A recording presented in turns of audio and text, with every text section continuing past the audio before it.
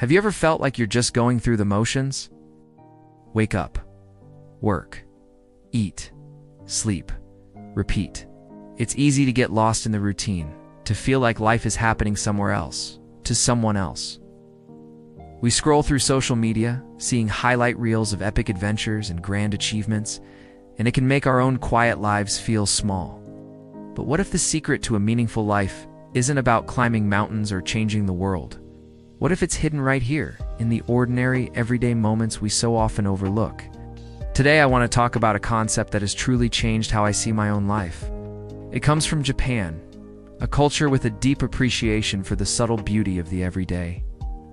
It's the idea of finding profound meaning not in the extraordinary, but in the ordinary.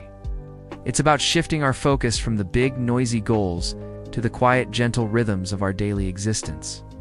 Think about your morning coffee. Is it just a caffeine delivery system? Something you gulp down while checking emails? Or could it be something more? Imagine taking a moment to really experience it. Feel the warmth of the mug in your hands. Inhale the rich, comforting aroma. Notice the first sip, how it wakes you up. In that simple 5-minute ritual, there's a moment of peace, a small anchor in the chaos of the day. This isn't just about coffee, it's a mindset.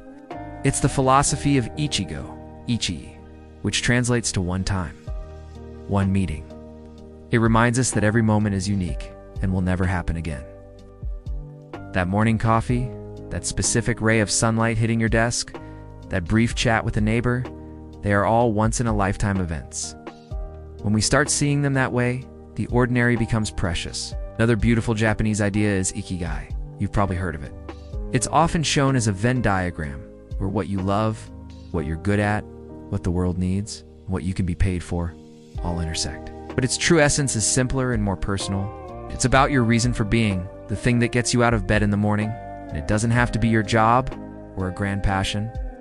For an elderly person on a Japanese island, their ikigai might be tending to their small garden or teaching a traditional craft to the younger generation. It's about contribution and connection, no matter how small.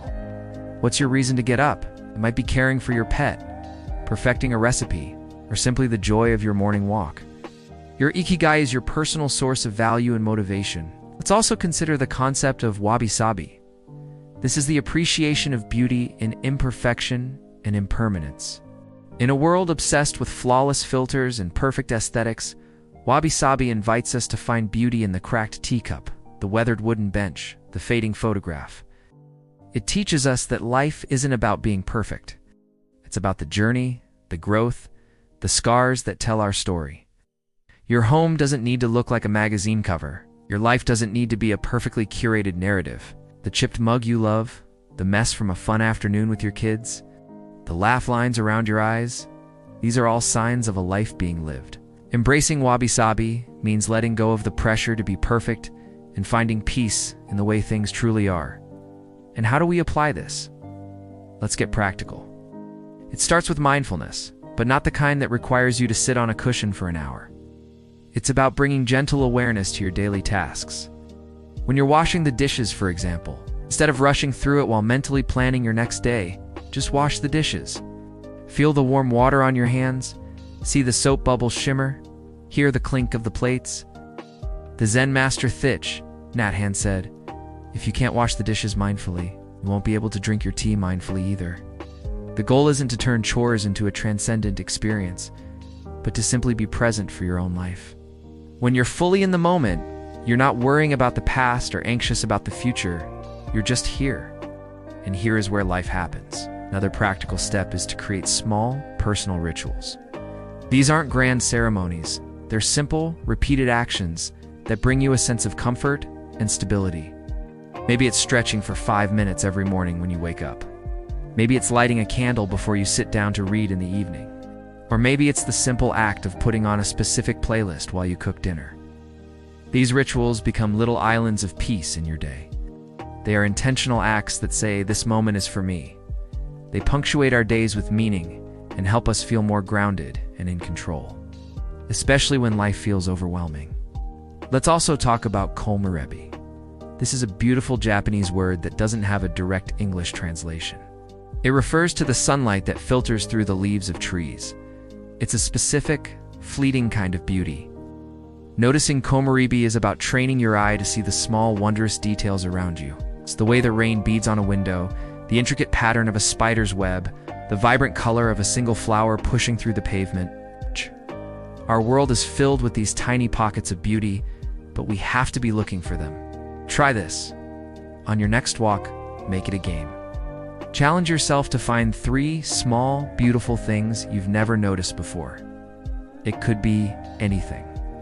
This practice shifts your brain from a state of constant problem-solving and worry to one of curiosity and wonder. 8. It's like a mini vacation for your mind. Finally, there's the practice of Shinren-yoku, or forest bathing. This is the simple act of being in nature and connecting with it through our senses.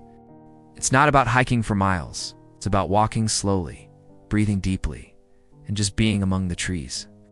Studies have shown that forest bathing can reduce stress, improve mood, and boost our immune systems. But you don't need a forest. City park, a backyard garden, or even a single tree on your street can work. Take a few moments to stand there. Listen to the rustle of leaves. Feel the breeze on your skin. Touch the bark of a tree. It's a powerful reminder that we are part of something much larger than our own worries and to-do lists.